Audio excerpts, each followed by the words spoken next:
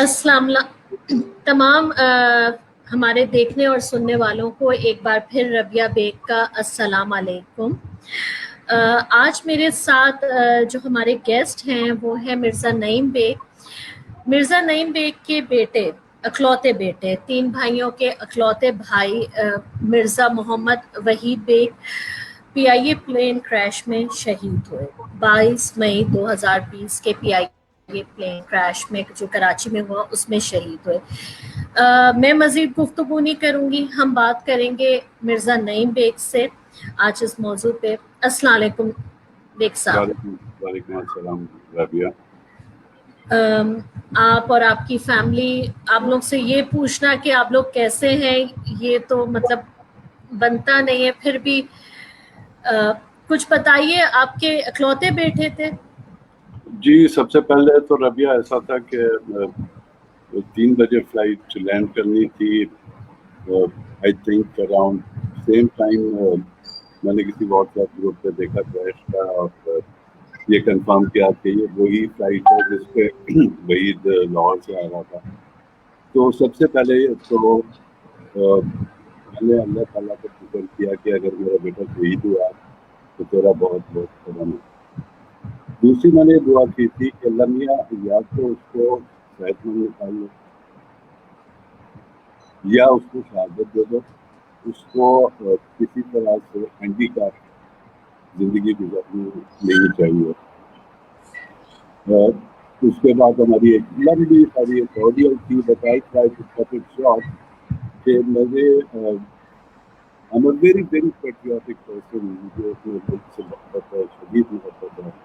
मेरे पास अभी नहीं, सालों साल पहले कनाडा हमारे पास जो अपॉर्चुनिटीज थी, आई डिडंट मैंने इसको पढ़ने के लिए भेज दिया था ऑस्ट्रेलिया।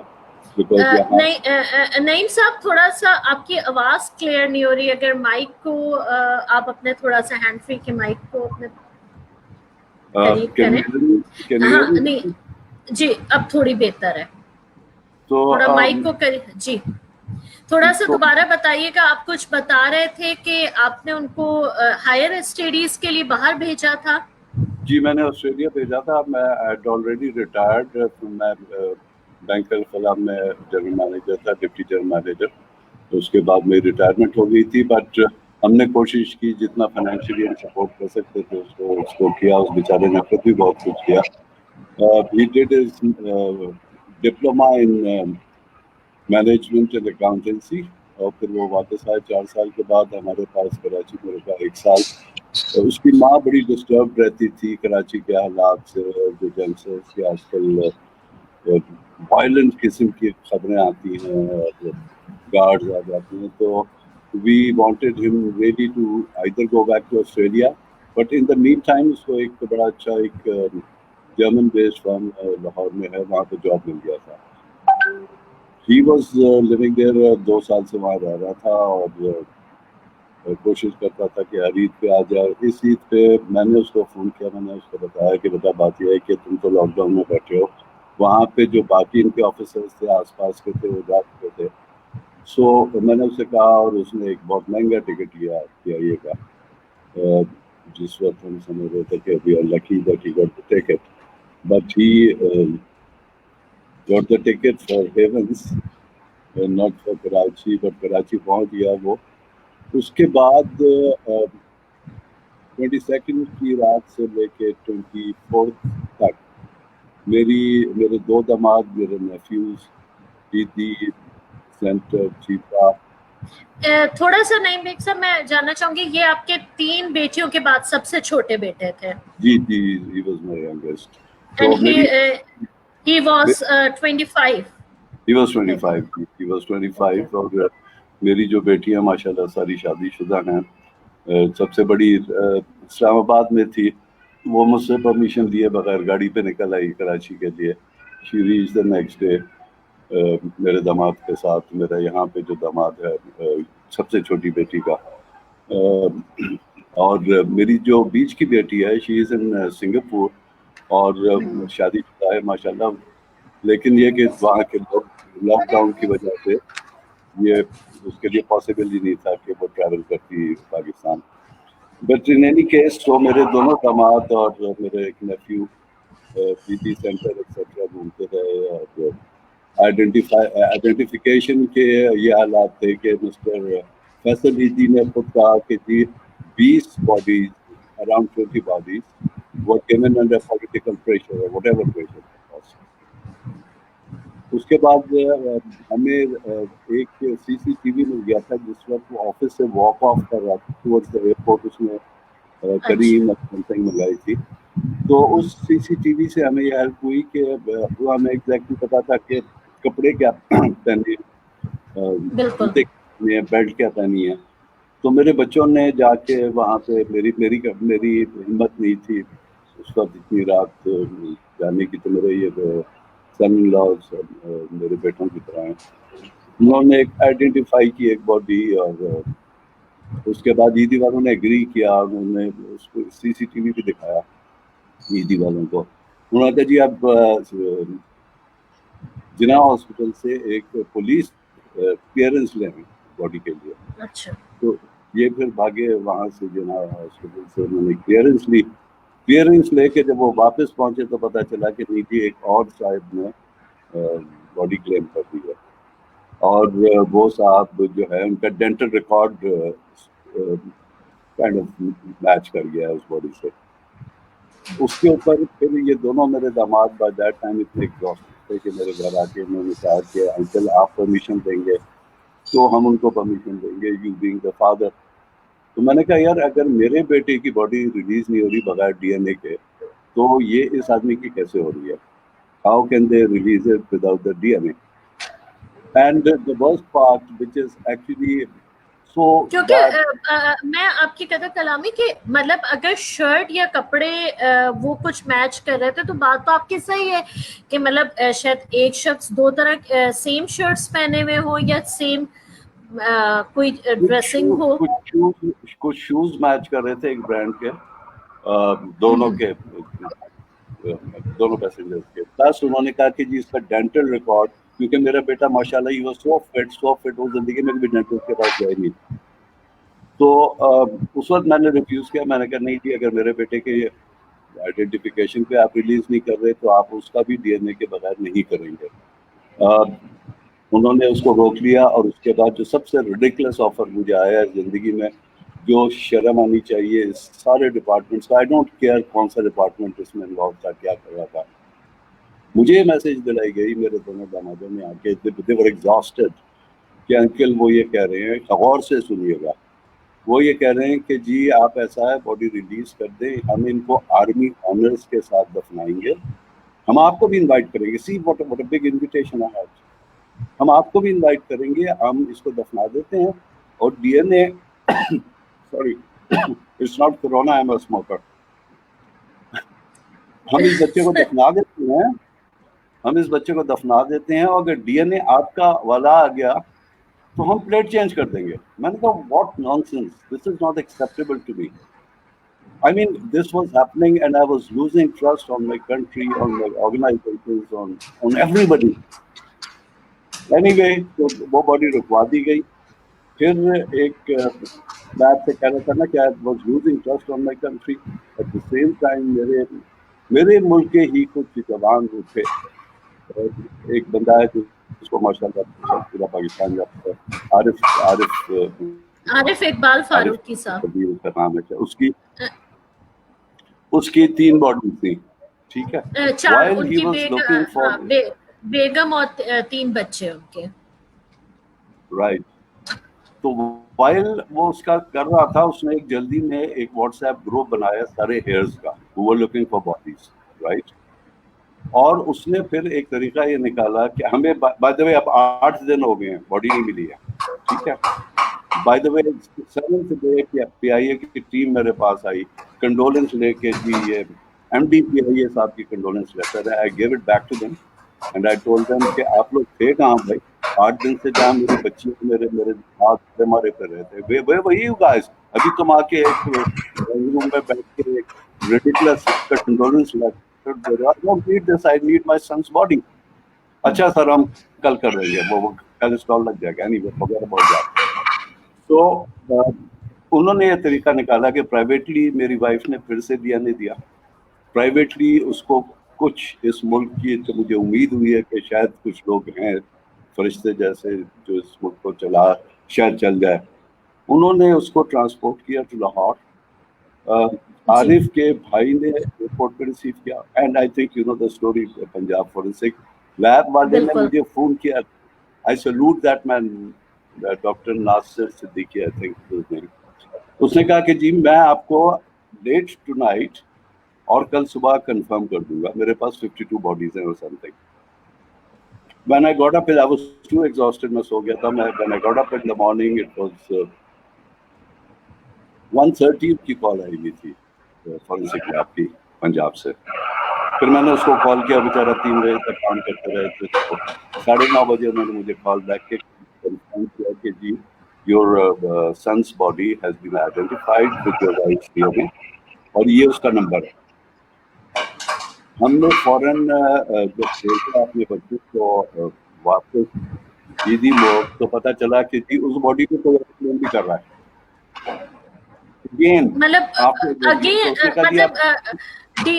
डीएनए मैच हो गया आपका, उसके बावजूद फिर कोई और क्लेम कर रहा है उस बॉडी को। सेकंड टाइम पे ये हुआ। नहीं पता था ना, वहाँ पे तो कुछ पता ही नहीं था उनको। हाँ, जो उनको तो पता ही नहीं था ना कि डीएनए मैच कर गया, वो तो पता नहीं किस दुनिया में क्या काम कर रहे थे 8 दिन से। एनीवे, तो उन्होंने कहा आप फौरन बॉडी को टैग कर दें कि इसको कोई हाथ ना लगाए, क्योंकि उसके बाद एक सर्टिफिकेट चाहिए होता है डीएनए का, जो ऑफिशियल सर्टिफिकेट होता है from the lab.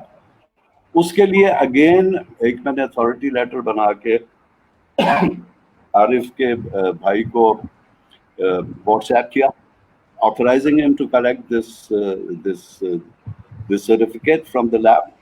He picked it up on his personal behalf.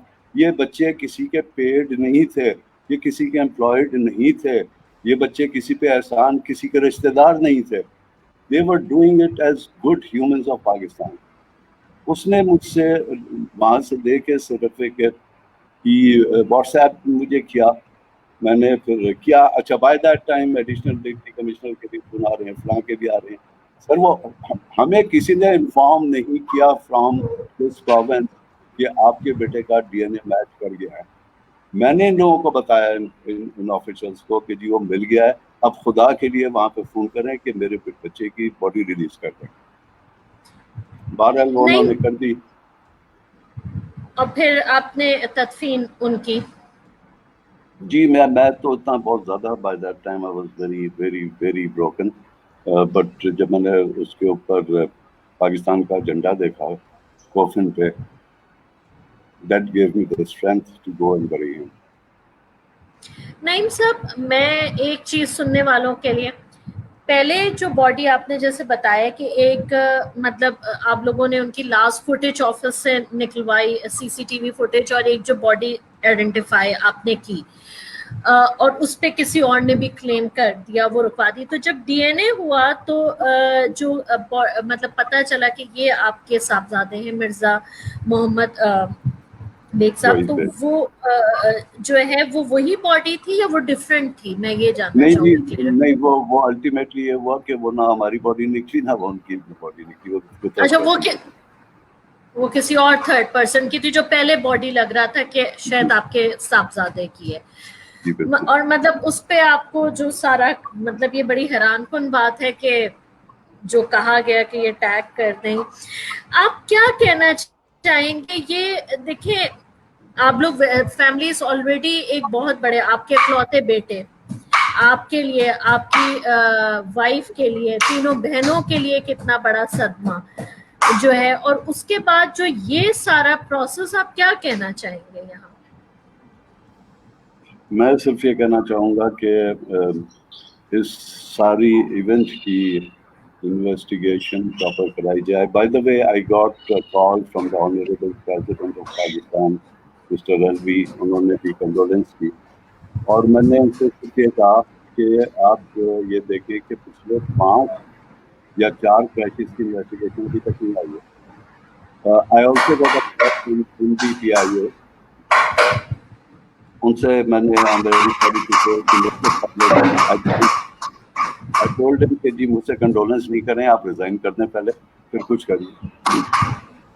मैं यही कहना चाहूँगा कि मेरा बच्चा तो गया, ठीक है, बहुत अच्छी जगह गया, मगर इनकी इनएफिशिएंसीज की वजह से, इनकी डेफिशिएंसीज की वजह से, इनकी करप्शन की वजह से, from the tower that was looking at the plane, to the pilot who was flying the plane, to the maintenance who did not fix the landing gear right, ये इन सब की वजह से अल्टीमेटली अल्लाह मियाँ को इन्हीं के हाथों मेरे बेटे को शहीद कराना था. But for the coming generation ये नहीं होना चाहिए. आपको पता है कि अगर किसी ढंग के मुल्क में, देखिए ढंग का मुल्क होने के लिए ना आपको अमीर नहीं होना चाहिए, आपको चाइना या अमेरिका या जापान नहीं होना चाहिए. ढंग का मुल्क होने के लिए आपको एक एस्टैब्लिशमेंट चाहिए, आपको एक सिस्टम चाहिए. वहाँ पे ऐसे हर इवेंट पे होता है कि जो बुरसा होते हैं उनको घर पे बैठा दिया जाता है, उनसे कहा जाता है, उनके पास काउंसलर्स भेजे जाते हैं कि जी आप लोग. My mother is 85 years old bye the वे, उनका लाडला पोता था ये. Can you imagine a 85 years old woman taking that shot? तो उनको घर पे बैठा दिया जाता है, काउंसलर्स भेजे जाते हैं, उनको घर पे डेथ सर्टिफिकेट इशू होते हैं, क्वेश्चन का बता दिया जाता है, वी हैव अरेंज्ड दिस. आप सेटिंग पे कहते हैं हमने सब कर दिया. इधर हम, excuse me for using the word, कुत्ते के बच्चे की तरह मारे फिरे हैं. मेरे बच्चे, मेरी बेटियां फिरी हैं. मेरी बेटी को ये तक थ्रेटन किया गया कि हम फीमेल पुलिस को बुला के मोग से आपको बाहर निकाल देंगे. ये असिस्टेंस थी from this country to my family. कोई डेथ्स नहीं थी पीआईए की, कोई सिविल एविएशन की, कोई गवर्नमेंट की ऐसी डेथ्स नहीं बनी हुई थी, कोई सिस्टम नहीं था कि जहां से आप लोग को इंफॉर्मेशन मिलती? जी ये भी एक अच्छा, thank you for telling me about it. ये भी ये लतीफ़ा ये है कि कोई नहीं थी to start with. There was nothing except the police making sure कि they show that they are the police, not helping के लिए नहीं थे. एक एमपीएस आप सुना पहुंचे थे, वो मेरे रिश्ते दामाद से भी बात हुई थी, बट वो भी इतने हेल्पलेस नजर आ रहे थे. पीटीआई के एमपीएस थे, वो भी इतने हेल्पलेस नजर आ रहे थे जितने हम थे. मेरे पास 7वें दिन पीआईए की टीम आई, वो कंडोलेंस लेटर का मैंने आपको जिक्र किया. तो मैंने जब ये कहा कि जी आपको पता है कि आपका कोई हेल्प डेस्क नहीं था, आपका मॉर्ग में नहीं था, आपका कराची यूनिवर्सिटी में जहाँ डीएनए हो रहा था वहाँ पे नहीं था, जिना हॉस्पिटल में नहीं था, चीपा में नहीं था. खैर वो उनसे तो मैं ज़्यादा वर्ड यूज़ नहीं करना चाहता, काफ़ी बदकलामी मैंने की. I think I had the right to do that. Next day, can you believe it, next day वो साहब मुझे फ़ोन करके भी आइए के कह रहे हैं सर आपके इंस्ट्रक्शंस को हमने फॉलो कर लिया, हमने वहाँ पे एक हेल्प डेस्क लगा दिया. On the 8th day, for God's sake, on the 8th day they woke up to this reality कि अच्छा शायद हमें भी होना चाहिए वहाँ पे. तो मेरी उम्मीद यही है जो आपने मुझसे सवाल किया था कि आने वाली जनरेशन जो है ना, क्रैशेस तो होते हैं, आपके यहाँ तो ज़्यादा ही हो गए हैं, वो अलग बात है. लेकिन ये कि what is disaster management department, ये वर्ड्स हमने सुने हुए हैं बहुत सारे, ये किस लिए हैं, क्या कर रहे थे ये, what was happening, nothing was happening. Naeem साहब, थोड़ा सा मैं चाहूंगी कि आखिर में जरा बताइए कि अपने बेटे के बारे में, कैसा बेटा था, कैसा भाई था, और दादी के लिए कैसा पोता था? मेरे पास असल में सॉफ्ट कॉपी ज़्यादा हैं जो मैं इस वक्त यहाँ पे शेयर नहीं कर सकता, but to give you an idea what a lively kid he was, मैं आपके एक तस्वीर दिखाता हूँ.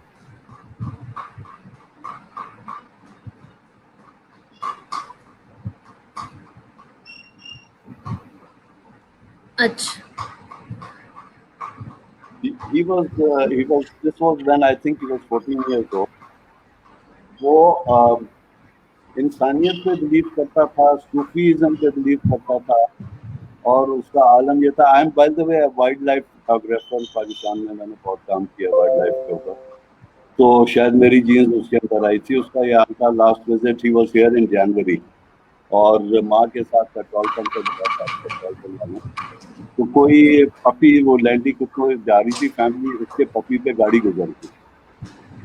So my wife started abusing the driver کہ بھئی کیا ہے یار دیکھو تو صحیح تم کیا کر رہے ہو یہ وہ. When she looked back تو میرا بیٹا جو تھا وہ آنسوں سے رو رہا تھا. And you know my mother, his mother had to take over the steering کہ تم ڈرائیو نہیں کر سکتے ہو, ہم گھر تک لائیں. اس قدر ہمدرد بچہ تھا وہ کہ اللہ میاں نے شاید انہی باتوں کو اٹھا لیا کہ ہم اس کو زو لے کے گئے تھے. He was about 18 maybe then. تو چلتے چلتے ہم نے دیکھا وہی صاحب غائب ہے پیچھے سے. پتہ چلا ایک بہت ہی ضعیف سا بیچارہ آدمی بیٹھا ہوا تھا, وہ نہیں ہوتی ایک ویئنگ مشین لے کے, تو وہ اس کے پاس بیٹھ کے اس سے وزن کروا رہے تھے. اور میں نے اس کی بہن غزل میرے ساتھ تھی, میں نے کہا غزل دیکھو کچھ بھی نہیں ہے اس کے گھر میں ویئنگ مشین ہے ساری دنیا میں, یہ صرف اس ایجڈ آدمی کو فیسیلیٹیٹ کرنے کے لیے. میرے پاس بلیو یو می ان کے چیئرمین بہت بڑا ہوتا ہے منشیک جو ہوتا ہے جرمنی کا, اس کے چیئرمین نے ہینڈ ریٹن اپالوجی بھیجی ہے اینڈ کنڈولنس بھیجی ہے کہ جی وہ لڑکا ایسا تھا کہ ہم پاکستان میں جا کے لاہور ہم جاتے ہی اس لیے تھے کہ وہ ہمیں فیکٹریز بنائے گا. اور ہی واز اے بریلینٹ کڈ. آخری بار آپ لوگوں کی ملاقات کب ہوئی تھی بیٹے سے؟ جنوری میں آیا تھی, ہی واز ہیئر ان جنوری. اور اتفاق یہ ہوا کہ ہم لوگ کیونکہ وہ اب اس لیگ میں آ گیا تھا کہ باپ بیٹے دوست جیسے نہیں بن جاتے, تو جب مجھ سے مستقل جب کریک ہوا تو لوگ پوچھ رہے تھے کہ کیا کنفرمڈ ہے اس نے ووٹ کیا جہاز. تو اتفاق کی بات یہ تھی کہ میں نے کبھی ایسی شرارت اس کے ساتھ نہیں کی. میں نے کہا یار بات سنو, یو جسٹ بورڈڈ اے پلین جہاں ایئر ہوسٹس کی ایس او پیز کے مطابق ساری ڈریسنگ چینج ہوگی, تو تو مجھے تصویر بھیج ذرا دیکھ دو ایئر ہوسٹس کی کیسی لگ رہی ہے. تو وہ he was very shy basically, لیکن باپ نے کہا تھا تو اس نے 2 تصویریں مجھے لاہور جہاز کو بورڈ کرنے کے بعد بھیجی جو میرے پاس. آپ کے پاس وہ تصویریں دکھا سکتے ہیں موبائل پہ اگر آگے کر کے ہمیں؟ I will try to hold on. ہاں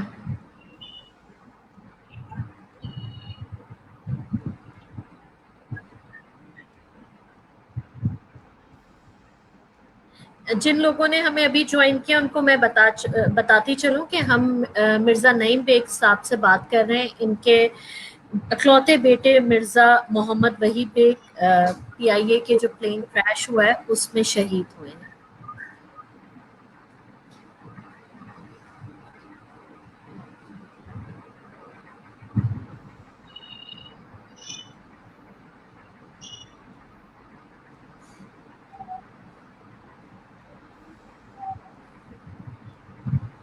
یہ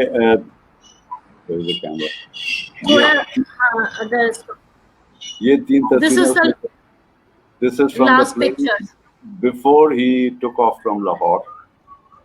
Okay. یہ میں نے کیونکہ میں نے کہا دکھاؤ ذرا کیا ہے ایس او پیز, کیا کیا انہوں نے پہنا ہوا ہے ایئر ہوسٹسز نے. تو اس کے بعد تو ظاہر ہے گنجائش ہی نہیں تھی کہ ہمیں ڈاؤٹ ہوتا کہ he was not on the plane. Mirza Naeem Baig sahab آپ کا بہت بہت شکریہ کہ آپ نے وقت نکالا. بہت تکلیف اور دکھ کی گھڑی ہے آپ کے لیے, آپ کی پوری فیملی کے لیے, اور میں سمجھتی ہوں کہ پوری پاکستانی قوم جو ہے وہ اس وقت کیا کہتے ہیں آپ لوگوں کے ساتھ اس دکھ کی گھڑی میں ساتھ ہے موجود. اور میں امید کرتی ہوں کہ جو اسٹرگل آپ نے یا عارف بیگ صاحب نے کی ہے اس پورے سینیریو میں, شاید خدا نہ خواستہ ایسے حادثے دوبارہ ہوں, اللہ نہ کرے کہ ایسے حادثے پھر دوبارہ ہمارے ملک میں ہوں, لیکن شاید اگر خدا نہ خواستہ پھر میں کہوں گی کہ دوبارہ اگر ایسے حادثے ہوتے ہیں تو شاید کوئی مینجمنٹ, کوئی سسٹم ہمارے یہاں ہو. I sure hope so. میں نے کہا کہ اگلی جنریشنز کے لیے کیا میری بیٹیاں ابھی بھی ٹریول کرتی ہیں, میری بیٹی سنگاپور میں بیٹھی ہوئی ہے, تو یہ چیزیں اب میرے خیال میں ملک میں ہو جانی چاہیے. اور PIA جیسے اداروں کو یا تو سیدھا کر دو یا بند کر دو. That's my last message. And میں میں تھوڑا سا اپنے سننے والوں کو بتاتی چلوں کہ ہم نے آج سے 2 دن پہلے عارف اقبال فاروقی صاحب کے برادر ان لا فیض اللہ جاوید صاحب کا انٹرویو کیا تھا, جس میں انہوں نے ذکر بھی کیا تھا کہ ان کی اکلوتی بہن جو ہے اپنے تینوں بچوں کے ساتھ ان کی والدہ سے ملنے آ رہی تھی، اور شادی کے 18 سال بعد پہلی بار وہ عید اپنے گھر والوں کے ساتھ گزارنے آ رہی تھی. اور انہوں نے یہ بھی ہمارے سننے والوں کو بتایا تھا کہ ان کی والدہ کینسر کی پیشنٹ ہے، بریسٹ کینسر کی، اور لاسٹ اسٹیج پہ. تو جن لوگوں نے وہ انٹرویو سنا ان کو میں بتا دوں کہ آج صبح فیض اللہ جاوید صاحب کی والدہ کا انتقال ہو گیا ہے. اور انہوں نے اپنے انٹرویو میں نعیم صاحب ہمیں بتایا تھا کہ انہوں نے والدہ کو نہیں بتایا تھا کیونکہ وہ اس کنڈیشن میں نہیں تھی کہ ان کو ان کی بیٹی اور بیٹی کے تینوں بچوں کی شہادت کی خبر دی جاتی. اور اس وقت میں نے ان سے سوال بھی کیا تھا کہ آپ کب تک ان سے چھپائیں گے. انہوں نے کہا پتہ نہیں، لیکن فی الحال ہم نے ان کو یہی کہا ہے کہ وہ کراچی پہنچی ہے لیکن وہ کوارنٹین میں ہے. تو آج ان کی والدہ کا صبح انتقال ہوا ہے. تو میں نے کہا جن لوگوں نے وہ انٹرویو سنا تھا ان کو بتاتی چلوں کہ ان کی فیملی پہ ایک اور بڑی قیامت آج گزری ہے. I know about that. جی نعیم بیگ صاحب، آپ کی تمام فیملی کو ہماری طرف سے بہت پوچھیے گا، خاص طور سے آپ کی وائف کو، اپنی تینوں بیٹیوں کو، اور اپنا بہت خیال رکھیے گا. اور آپ کے وقت کا بہت بہت شکریہ. Thank you very Allah much. حافظ. Yeah, اللہ حافظ.